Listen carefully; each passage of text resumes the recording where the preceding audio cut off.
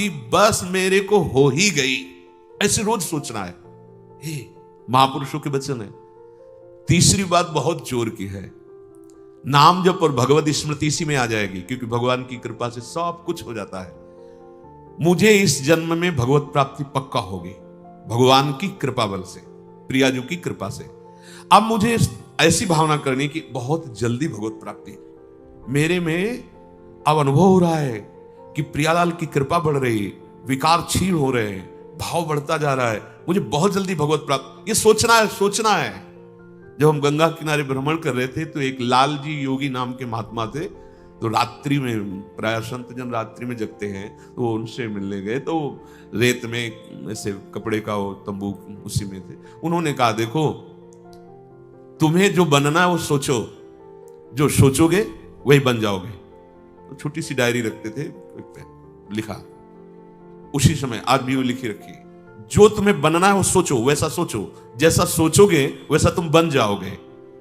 सोचो, भगवान की हम पर बहुत कृपा है, हमारे अंदर दैवी संपदा बढ़ रही है, विकार धीरे धीरे क्षीण हो रहे हैं, मतलब मुझे प्रभु मिलने वाले हैं, मुझे प्रभु मिलने वाले। आप देखो इसका प्रभाव देखो, प्रभु की कृपा से अवश्य अवश्य अवश्य मुझे भगवत प्राप्ति होगी। बस अब तो भगवत प्राप्ति होगी ही, क्योंकि प्रभु की कृपा है। ये शब्द पकड़ो, अंदर तुम्हारे अंदर अपने में कोई बल नहीं, अपने में कोई साधना नहीं, पर यहां कृपा की बात है, भगवत कृपा बल। अपनी असमर्थता, बहुत अमृत में वचन है, अपनी असमर्थता, अपनी अयोग्यता, अपना अनाधिकारपन, ये है क्या? मैं अधिकारी नहीं हूं भगवत प्राप्ति का, मैं योग्य नहीं हूं भगवत प्राप्ति, मेरे में कोई सामर्थ्य नहीं, ये है। पर भगवान की कृपा से मुझे इतना विश्वास हो गया कि मुझे भगवत प्राप्ति होगी। अब क्या समस्या है? देखो बहुत आनंद की बात है, मुझे भगवत प्राप्ति होगी भगवान की कृपा से, श्री जी की कृपा से। ये शब्द इतना असीम प्रभावशाली है कि आप जो ही ये बात हृदय पे लाएंगे तो आपके सारे दोष, विकार, विघ्न, अड़चने, बाधाएं ये नष्ट होती चली जाएंगी। ये देखो महापुरुषों के अनुभव होते हैं। मत चित्तः सर्व दुर्गाणि मत प्रसादात् तरिष्यति, भगवान कह रहे मत चित्तः सर्व दुर्गाणि मत प्रसादात् तरिष्यति। सारे के सारे विघ्न, सारे के सारे दोष, सारे की सारी भगवत प्राप्ति में जो अड़चने हैं वो भगवान की कृपा प्रसाद से नष्ट हो जाएंगी और मुझे भगवत प्राप्ति होगी। मत चित्ता सर्व दुर्गाणि मत प्रसादात, साधन प्रसादात नहीं कह रहे यहां, समझो, मत प्रसादात तरिष्यति, तू तर जाएगा मेरे कृपा से। ये मेरे प्रभु की घोषणा है कि मेरे प्रसाद से, मेरे अनुग्रह से तुम्हारे सारे विघ्न नष्ट हो जाएंगे और तुम त्रिगुणात्मिका माया को लांघ करके मेरे को प्राप्त कर लोगे। बस मेरी कृपा पर विश्वास करो, मेरी कृपा पर मत चित्त बन जाओ, अपने चित्त को मेरे में अर्पित कर दिया। प्रभु की कृपा का भरोसा इतनी जल्दी दिव्य सद्गुण लाता है, ये पक्की बात है। जो दिव्यता आती है भागवती, वो भगवत कृपा से आती है, और ये कृपा तभी अनुभव में आती है, तो पर अनुभव में तभी आती है जब ये बात आ जाती है कि मैं असमर्थ हूं, मैं अयोग्य हूं, मैं अनाधिकारी हूं। पर भगवान की कृपा है, प्रभु की कृपा है हम पर, अब मुझे निश्चित भगवत प्राप्ति होगी। ये तीन बातें जीवन में आना बड़ा कठिन होता है। असमर्थ हूं, अयोग्य हूं, अनाधिकारी हूं। जब ये बात आ जाएगी ना तो तृणादपि सुनी चिन्ह अपने आप आ जाएंगे, अपने आप पूरा सूत्र भागवती को उतर जाएगा, क्योंकि मैं अनाधिकारी हूं, मैं योग्य नहीं हूं। पर भगवान कृपा का यह है कि उनके नाम, उनके रूप, उनके धाम, उनकी लीला की तरफ ये हृदय जा रहा है, वो अपनी तरफ घसीट रहे, पर मैं अनाधिकारी हूं। इससे क्या होगा? अहम खत्म हुआ, दैन्यता जागृत हुई, और भगवद आश्रय होने से हम जिसका आश्रय लेते हैं उसका प्रभाव होता है। जैसे अभी हम शरीर का आश्रय लिए हैं, तो देख लो हालत क्या की हुई है। ये शरीर, ये संसार विषम कहा गया है। देखो कैसी हृदय की जलन, अशांति, भोग, वासनाएं, ये सब किसके आश्रय से? शरीर आश्रय से। अभी भगवद आश्रय, अंदर से भगवद आश्रय। अंदर की बात है, यहां मैं अनाधिकारी हूं, योग्यता मेरे में नहीं है, मैं किसी योग्य नहीं हूं, पर प्रभु की कृपा हम पर है, निश्चित मुझे भगवत प्राप्ति होगी।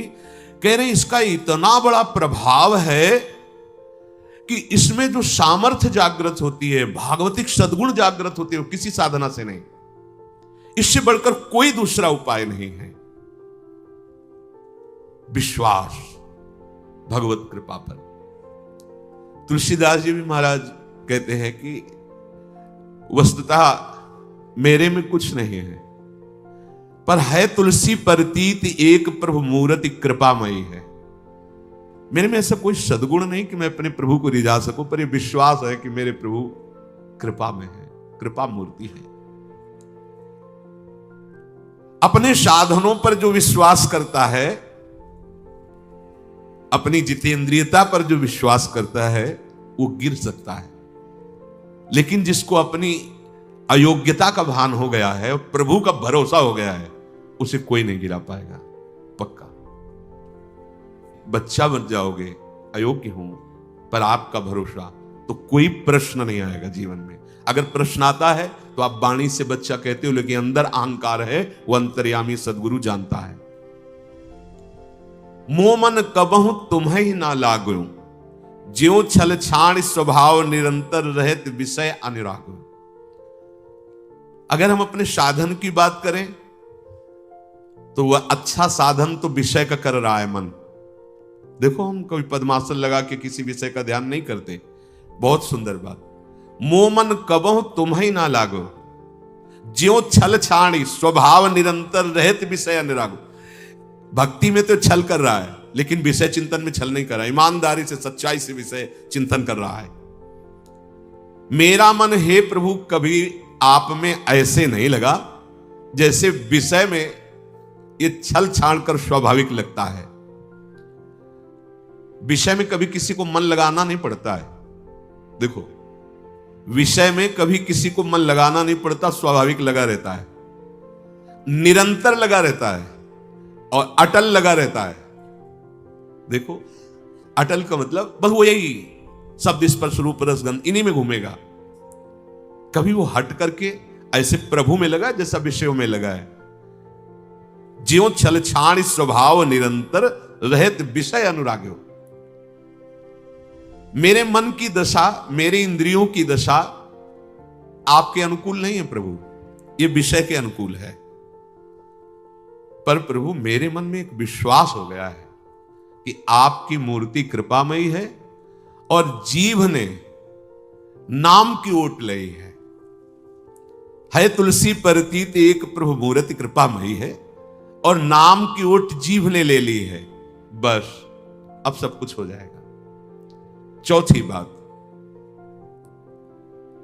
प्रत्येक प्राणी में, संसार की प्रत्येक वस्तुओं में मेरे प्रभु समाये हुए हैं। यहां सिद्धावस्था आती है। ये तीन बातें बहुत जोर की। पहली है भगवत स्मृति, इसी में सब कुछ हो जाता है, पर बड़ा कठिन है। इसलिए नाम जप जिह्वा के द्वारा, उसमें भी बहुत, कहां रोज नाम महिमा सुनते हैं, इतनी प्रीति कहां हो रही। तो बोले तीसरी बात पकड़ लो कि हम पर प्रभु की बहुत कृपा है और भगवत कृपा से मुझे इसी जन्म में मुझे भगवत प्राप्ति होगी। चौथी बात, ये बहुत ही आवश्यक है, क्योंकि अगर ये नहीं तो भजन करना कठिन, बचाना कठिन, पचाना कठिन। इससे भजन तुम्हारा पच जाएगा, तुम सिद्ध हो जाओगे। जैसे चावल सिद्ध हो जाता है तो कहीं भी दबाओ, उसमें कड़ापन नहीं रहता। ऐसे जो सिद्ध हो जाता है तो उसके हृदय में कठोरता नहीं रहती, प्रेम से द्रवित हृदय होता है। कठोर हृदय में ही काम क्रोध लोभ मोह मद मत्सर रहते हैं, शुष्क हृदय में, द्रवित हृदय में नहीं रहते। प्रत्येक प्राणी, संसार के प्रत्येक वस्तु में मेरे भगवान विराजमान। कोई ऐसी जगह नहीं जहां भगवान ना हो। ये बैठालना है, हमें दिखाई दे रहा है, माइक है, दिखाई दे रहा है ये, लेकिन जब सृष्टि नहीं थी तो माइक नहीं था। जब सृष्टि नहीं रहेगी तो माइक नहीं रहेगा। बीच में माइक जो दिखा रहा है कौन? जो सृष्टि के पहले था, जो सृष्टि के बाद में था, वही बीच में भी मत्ता पर तरम नान्यत किंचित अस्ति, किंचन मात्र कुछ और नहीं। मेरे प्रभु बने हुए हैं। प्रहलाद जी की सिद्धावस्था यही तो हुई थी गुरुदेव नारद की कृपा से। सर्वत्र भगवान है, तो खंबे से भी नरसिंह भगवान, नामदेव जी कुत्ते से भगवान को प्रकट कर लिया, श्वान में भी भगवान, भूत में भी भगवान। ये चौथी सिद्धावस्था है। उपासक को ये विचार हर समय रखना है कि हमारे सामने जो वस्तु है इस रूप में भगवान ही है, कुछ भी ऐसा नहीं, सब कुछ स्वयं भगवान बने हुए हैं। सच्ची बात है, वही बने हुए हैं। ये छुपा छुपी का खेल खेल रहे हैं, बस आपको पहचानना है। मैं फिर दोहरा के बात कहता हूं, आप इस बात को पकड़ लीजिए। आपके सामने कोई भी कार्य की वस्तु आए या व्यक्ति आए या दृश्य आए, आपको सबसे पहले उसमें भावना करनी है मेरे प्रभु विराजमान। जैसे हरिवंश महाप्रभु क्रूर है, पापी है, दुष्ट है, संभाषण योग्य भी नहीं, पर उसके हृदय में राधा वल्लभ लाल हैं, भावना को, ये बहुत जल्दी काम बन जाने वाली बात है। मानो आप गृहस्थ में, आपका लड़का सामने आया, आपकी पत्नी सामने आए, आपके कोई मित्र सामने आए, आपको पहले याद करना है इनके हृदय में राधा वल्लभ लाल विराजमान। वस्तुता वही है पूरे, पर हमें पहली भावना करनी है। ये वृक्ष सामने, वृक्ष तो है, पर इस वृक्ष के अंदर प्रभु हैं। अगर प्रभु ना होते तो इसकी सत्ता ही नहीं है, प्रभु विराजमान है। अब मेरे इष्ट देव इसके हृदय में विराजमान है, पर मुझे जो स्वांग करने को मिला है, पिता का, पुत्र का, जो भी, बिल्कुल स्वांग वैसे ही करना है। अगर मालिक का स्वांग करना है तो हम नौकर से बर्ताव वैसे ही करेंगे, जैसे पुत्र से बर्ताव, पत्नी से बर्ताव, पर अंदर भाव देखना है मेरे प्रभु इसके हृदय में विराजमान है, मुझे ये सेवा दी है। आपका यदि स्वांग सही निकला, देखो स्वांग सही निकलने का मतलब आप में ये कभी भाव नहीं आना चाहिए कि मैं पिता हूं, पिता का स्वांग कर रहा हूं, सामने आराध्य देव पुत्र के रूप में, तो डांटना भी वो पूजा हो जाएगी भगवान की। महाप्रभु चैतन्य देव जी के पिताश्री को स्वप्न में एक दिन एक दिव्य महापुरुष प्रकट होकर बोले कि तुम निमाई को डांट रहे थे, पता है वो कौन है? डांटना ठीक नहीं। तो उन्होंने कहा देखो प्रभु आप कौन है तो मुझे पता नहीं, पर हमारे पुत्र रूप में वो आए हैं, तो अभी तो डांटा, अगर आवश्यकता पड़ी तो चपत भी लगाएंगे, क्योंकि ये सौभाग्य देने के लिए प्रभु आएंगे। तो हमें जो स्वांग मिला है वो तो कर रहे हैं, पर सामने देखना है कि गुरु का स्वांग दिया है, पर स्वयं जगत गुरु सामने शिष्य रूप में बैठे हैं। पुत्र, पत्नी, परिवार, व्यवहार, मेरे प्रभु इन रूपों में विराजमान है। तो सच्ची मानिए, ये चार बातें यदि आप अपने जीवन में ले आए तो भगवत प्राप्ति तो एक ही बात में हो जाएगी, किसी एक बात में। चारों में इतनी सामर्थ्य है, किसी एक में यदि आपकी स्मृति निरंतर तो भगवत प्राप्ति, नाम निरंतर जब तो भगवत प्राप्ति, और दृढ़ विश्वास किसी जन्म में मेरे को भगवत प्राप्ति हो जाएगी भगवत कृपा से, तो भगवत प्राप्ति, और सब में भगवान की भावना तो भगवत प्राप्ति। और जिसमें चारों ये पूर्ण हो गए तो सिद्ध महापुरुष हो जाता है। जीवन की परम सार्थकता इसी जन्म में भगवत प्राप्ति हो जाती है। अब आगे जो अभी कुछ मिनट का प्रसंग सुनाएंगे, चौथी बात की पूर्णता है उसमें। चौथी बात कि हर वस्तु भगवान बने हुए हैं।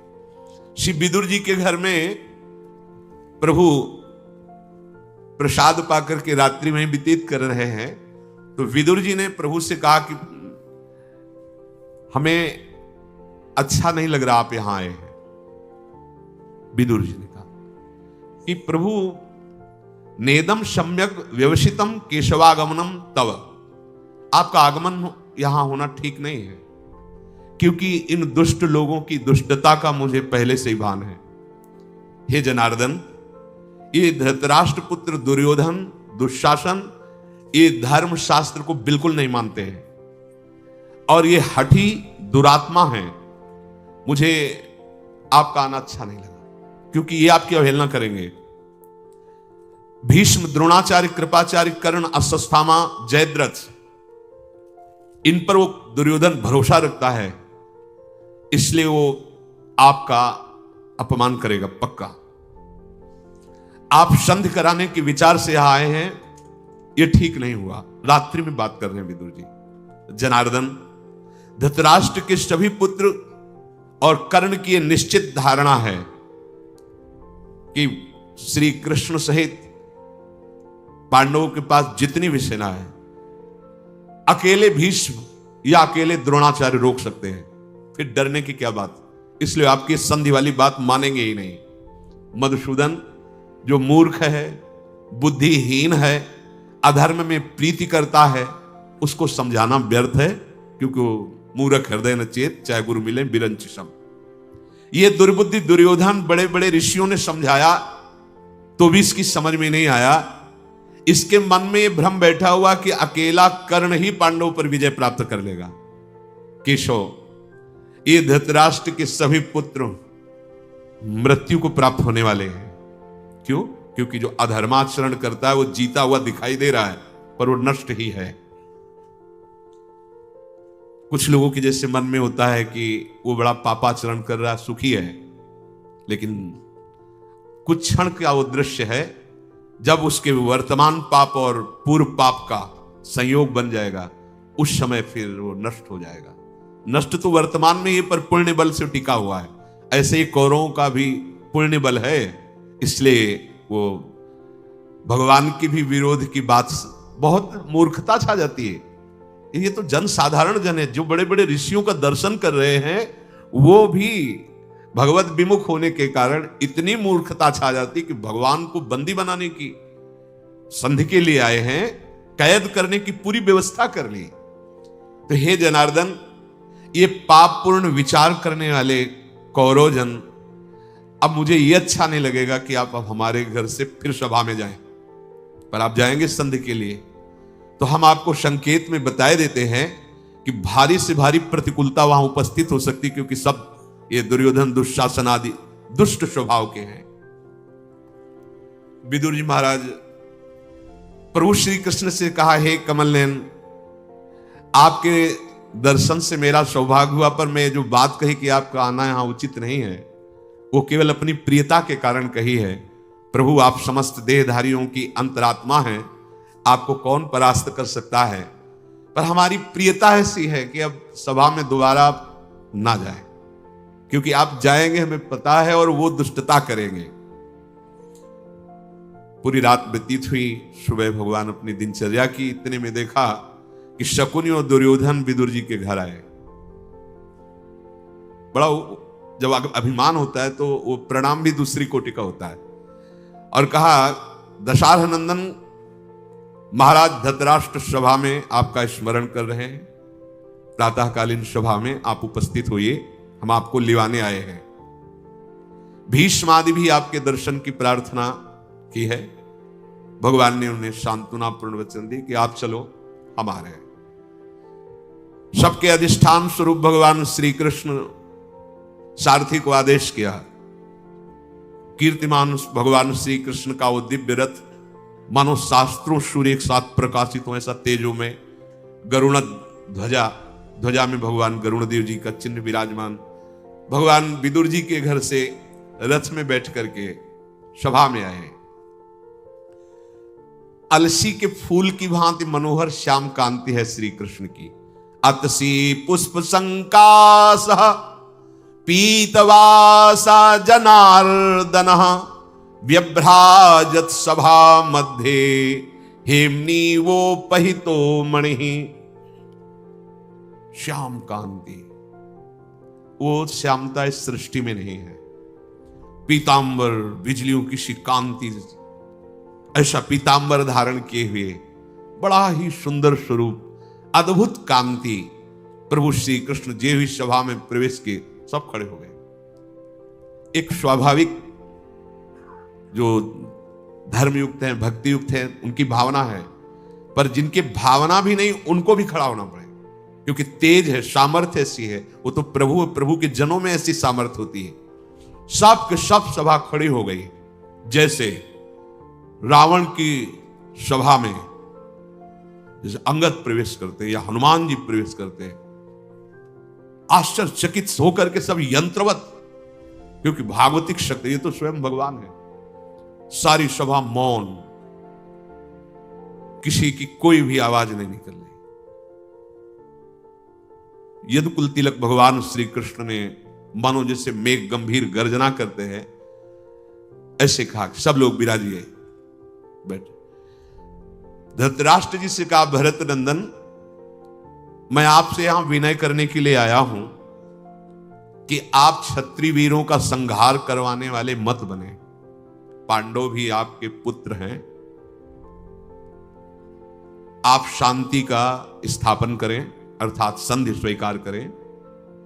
नरेश, आपके कल्याण के लिए सिर्फ मैं बोल रहा हूं। ये भगवान इसलिए कह रहे कि मैं कोई भयवश प्रार्थना करने नहीं आया हूं, आपके कल्याण के लिए, क्योंकि जितनी जानने योग्य बातें हैं वो सब आप जानते हो। धृतराष्ट्र से कहा, कुरुनंदन, ये तुम्हारा पुत्र जो दुर्योधन है, ये धर्म के विरुद्ध आचरण करने वाला पापात्मा है, और इसका अनुसरण आप कर रहे हैं। इसका मतलब है कि सर्वनाश निश्चित होना है। पर आपको हम इस भयंकर विपत्ति से बचाना चाहते हैं। आप इस दुष्ट की उपेक्षा कर दीजिए और पांडवों को अपना लीजिए, तो भूतल के क्षत्रियों का संहार रुक जाएगा। यदि आप चाहते हैं कि यह भयानक विनाश लीला ना हो, तो आप दोनों पक्षों में शांति स्थापना करने के लिए पांडवों को सम्मानित कीजिए, बुलाइए और आधा राज्य वापस कर दीजिए। इस समय मैं संधि कराने के उद्देश्य से आपके पास आया हूं। आप अपने पुत्रों को मर्यादा में रखिए और पांडवों को मैं नियंत्रण में रखूंगा, तो जनसंहार बच जाएगा। और यदि राजन आप अपने पुत्रों को शासन में नहीं रखते, तो मैं तो प्रयत्न करने आया ही हूं संधि का, पर इसमें आपको ये बता देता हूं कि कोई नहीं बचेगा। ये जो आप गर्व करके 11 अक्षौणी सेना और सब, कोई नहीं बचेगा।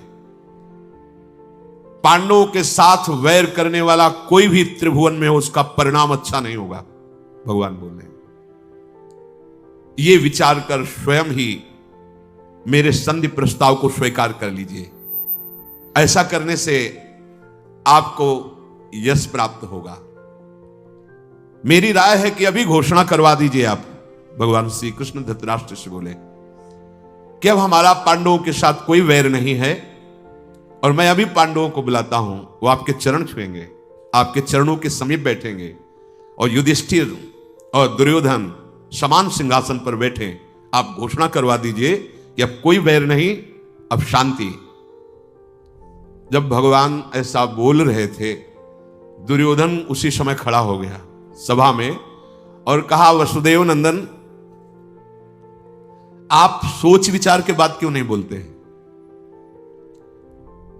आप बार बार पांडवों की बात, महिमा उन्हीं की, जब देखो तब मेरी निंदा करते हो। मैं देखता हूं कि विदुर जी, पिताश्री, आचार्य, पितामह, भीष्म, ये सब तुम्हारी बातों में आ जाते हैं, परंतु मैं तुम्हारी बातों में आने वाला नहीं। बुद्धि जब भ्रष्ट हो जाती है तो इसे कहते हैं बुद्धि भ्रष्ट होना। पांडवों को जुए का खेल जब नहीं आता था तो क्यों खेले, और उसमें खेले, मेरे मामा ने विजय प्राप्त करवा दी, तो मेरा इसमें दोष क्या है? अब मैं क्यों राज्य वापस करूं? मैंने जीता है। हम लोग किसी भी भयंकर कर्म करने वाले से भयभीत नहीं होते। भगवान से बात कर रहा है दुर्योधन। हम क्षत्रिय हैं, युद्ध के भय से साक्षात देवराज इंद्र भी आ जाए तो मैं नतमस्तक नहीं होऊंगा। श्री कृष्ण, मैं क्षत्रिय धर्म को जानने वाला हूं। भीष्म, द्रोण, कृपाचार्य, कर्ण, ये मेरे पक्ष में है। बड़े से बड़े देवता भी इनको नहीं जीत सकते, फिर आप मुझे भयभीत क्यों कर रहे हैं? ध्रियमाणे महाबाहो मयि संप्रति केशव, यावद् तीक्ष्णया सूच्या विधे दग्रेण केशव।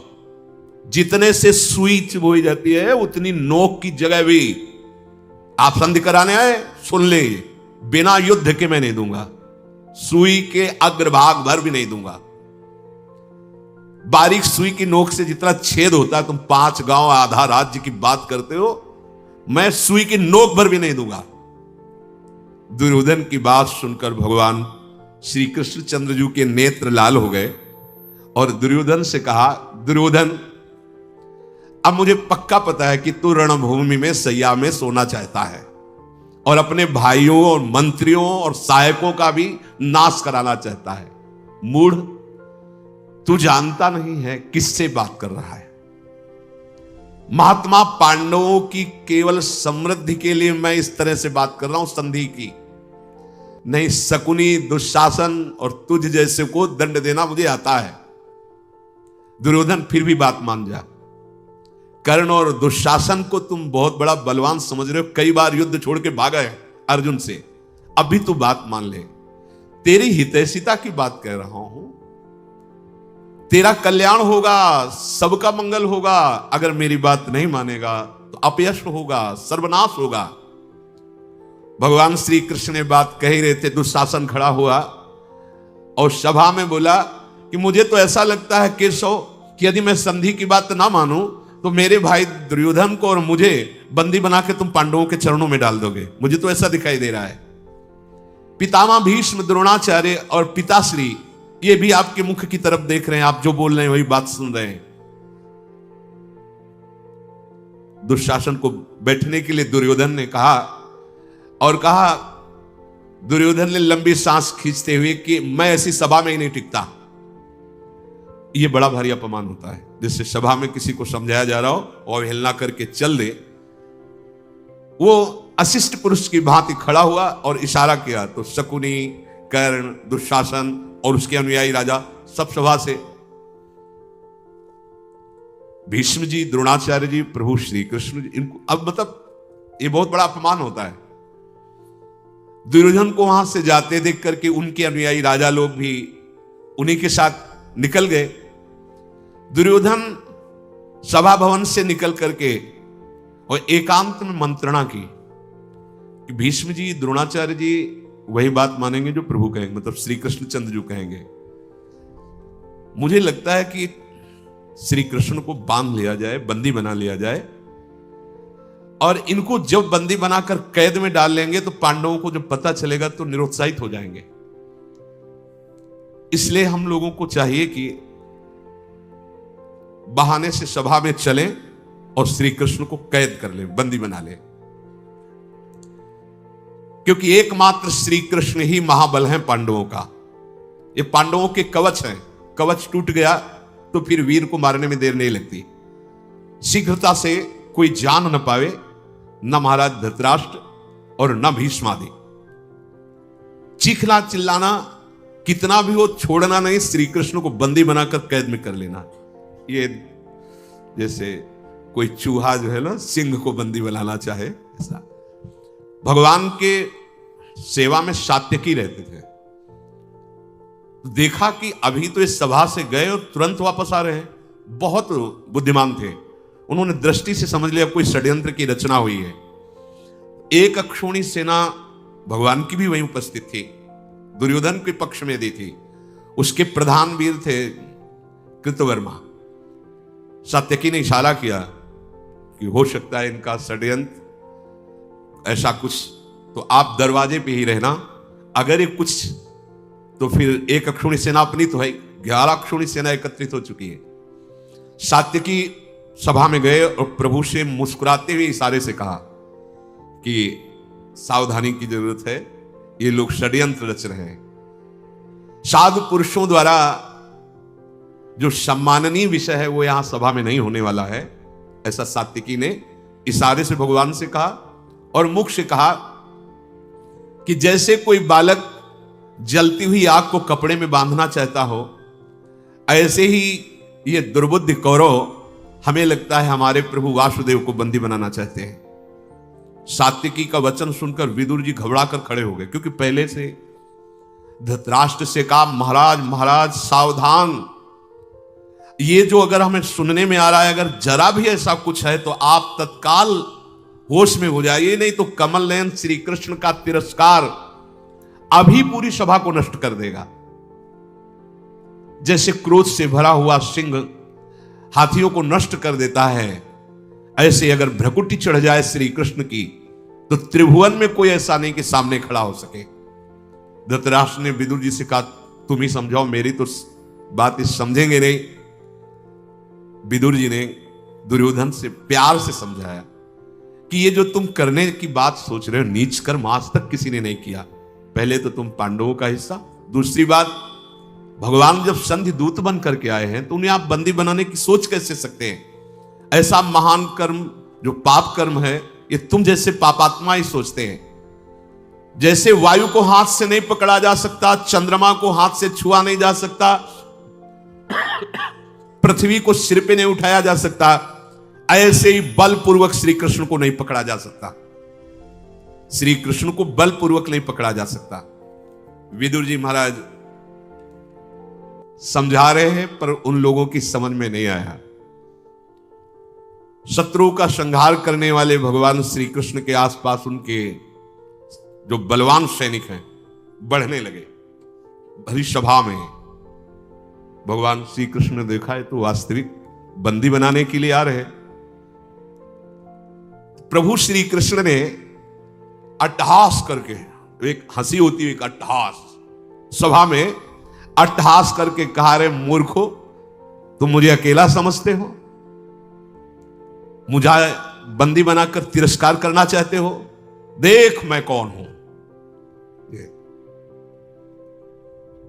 जी ही भगवान ऐसा बोले, भगवान के अनंतों शरीर प्रकट होने लगे। विराट रूप पहला सभा में विस्तार होने लगा शरीर का, और अग्नि की ऐसी ज्वालाएं प्रकट होने लगी। आदित्य, साध्य, वसु, अश्विनी कुमार, इंद्र सहित मरुदगण, विश्वदेव, यक्ष, गंधर्व, नाग, राक्षस सब भगवान के अंगों में प्रकट होने लगे। लोकपाल जितने सब कांप रहे हैं। भीष्म जी दिव्य दृष्टि भगवान ने जिन जिनको दी है वही देखकर सह पा रहे हैं, जितने और भी राजा तो सब मूर्छित हो रहे हैं। एक तरफ भगवान की दाहिनी भुजा से बलराम जी, बाईं भुजा में अर्जुन गांडीव धनुष धारण किए हुए, भीमसेन, युधिष्ठिर, माद्री नंदन, नकुल, सहदेव, प्रद्युम्न, वृष्णिवंशक, अंधकवंशी, जितने भी महान बलशाली सब भगवान के अंगों में प्रकट हो रहे हैं। शंख, चक्र, गदा, शक्ति, सारंग, धनुष, हल, नंदक नामक खड्ग, ये दिव्यास्त्र मूर्तिमान, नेत्रों से, नासिका से प्रलयाग्नि प्रकट हो रही भगवान के, समस्त रोम कूपों से सूर्यों के समान दिव्य कांति, भगवान श्री कृष्ण का भयंकर विराट रूप। सब राजा लोग मूर्छित हो गए, नेत्र बंद किए। द्रोणाचार्य, भीष्म जी, विदुर जी, संजय जी और जो तपस्या के धनी महर्षि जन थे, जिनको भगवान सामर्थ्य दिए थे, वही भगवान के इस विराट रूप को देख पा रहे। देखो ये हैं अपने श्री कृष्ण।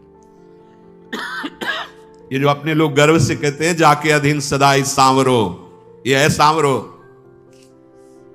ऐसा न कोई समझे कि सांवरो बंसी वाला, यही भूल। अनंत ब्रह्मांड स्वयं है, स्वयं प्रभु है। जैसे नहीं चर अभी हर वस्तु भगवान ने कह रहे कि तू समझता है अकेला मुझे बंदी बना लेगा, बना बंदी कितना बनाए, वो विस्तार। ये गर्व का विषय है, ये छाती चौड़ी करने का विषय है। मेरे है ना प्रभु, ये कौन है? मेरे कृष्ण है ना, मेरे प्रीतम है ना, बस। ये जो ठसक है हम लोगों की, वृंदावन वासियों की, ये अहोभाग्य है। हमारे माई श्यामा जी को राज ऐसे प्रभु, जैसी हरिवंश प्रताप, देखो इनका प्रताप, रूप गुण वैबल श्याम उजागर, जाकी भ्रू विलास बस पसुरियु, दिन विथ की तरह सागर, देखो माई सुंदरता की सीमा। ऐसे प्रभु जिनके अधीन है, वो हमारी लाडली, जो हमारी स्वामिनी है, हमारी प्रिय सखी है। अपने को ये सदैव ध्यान रखना है, ना तो भयभीत होना है, ना तो हमें अन्य आश्रय लेना है। एकमात्र अपने श्री कृष्णचंद्र जी का, अपने युगल सरकार का आश्रय और सुमिरन, जैसे बने, चाहे स्मृति से, चाहे नाम जप से, चाहे पद गायन से, चाहे लीला कथा श्रवण से, गायन से, चिंतन से। इनसे जुड़ने का मतलब है महासुख, महामंगल। क्या भय, सोचो कैसे हमारे प्रभु हैं। ये बात अगर तुम्हारे हृदय में बैठ गई कि हमारे प्रभु कैसे हैं, कितना बल है, कैसे महान है। अब हमें किसी की जरूरत है, किसी संरक्षण, किसी अंगरक्षक या किसी सहयोगी की? अरे मेरे प्रभु अनंत। देखो वेद कहता है, शास्त्र शीर्षा पुरुषा शास्त्राक्षा शास्त्रपात। ऐसे महान होते हुए भी इतने विराट हैं कि सब उन्हीं में समा गए, कोई एक कण नहीं है जहां वो ना हो। इतने छोटे हैं अणुअणियान, और इतने बड़े हैं महतो महियान। ऐसे में प्रभु का दास हूं। भला ऐसा दासत्व हृदय में धारण करने के बाद किसी से घिघियाने की जरूरत है, किसी से सहारा मांगने की जरूरत है, किसी से फोन मिलाने की जरूरत है कि अरे आश्चर्य की बात बताता हूं, जो सामर्थ्य प्रभु के प्रति विश्वास कर लेने से वो किसी भी साधना में नहीं, ये आपको समझ में नहीं आएगी। अगर आ जाए तो कुछ करना ही नहीं है प्यारे, कुछ नहीं करना है, सब वो बैठ के करवा लेंगे। वो हृदय में भरोसा कर लो, इतने महान हमारे प्रभु स्वामी हैं, इतने महान हैं। ये बात बैठालनी हृदय में। अब मुझे किसका भरोसा चाहिए, किसका आश्रय चाहिए? ऐसे हमारे तो प्रीतम है और ऐसे प्रीतम प्यारी जी के अधीन है। अगर हमारी प्यारी जो थोड़ा सा भ्रकुटी बंक कर ले तो ये महाराज जिनकी बात आप सुन रहे हो कि बड़े बड़े लोकपाल देवता सब कांप रहे हैं भगवान की स्वरूप को देख करके, वो प्रभु सखियों की प्रणति होते हैं, दूसरा उपाय नहीं है। सखियों की प्रणति होकर उनकी कृपा प्रसादी के लिए सखियों की, अब वो कैसे है? इसलिए बहुत बढ़िया अवसर मिला है राधा नाम जपने का सौभाग्य। जो लोग कहते हैं राधा नाम, ये है राधा नाम जो ऐसे को अधीन कर रहा है। कह रहे मुझे खरीदना चाहो तो मेरा मूल्य है राधा नाम। श्री कृष्ण चंद्र जी कह रहे राधा राधा राधा राधा राधा नाम भगवद आश्रय। सावधानी रहे कि किसी का भरोसा नहीं होना चाहिए, कलंक नहीं लगना चाहिए शरणागति में। सत्संग का सार है, भजन बनेगा तो आपके हैं, नहीं बनेगा तो आपके हैं, लेकिन दूसरे की तरफ हमें नहीं देखना है। एक भरोसा, एक बल, एक आत्मविश्वास। श्री राधा वल्लभ लाल की।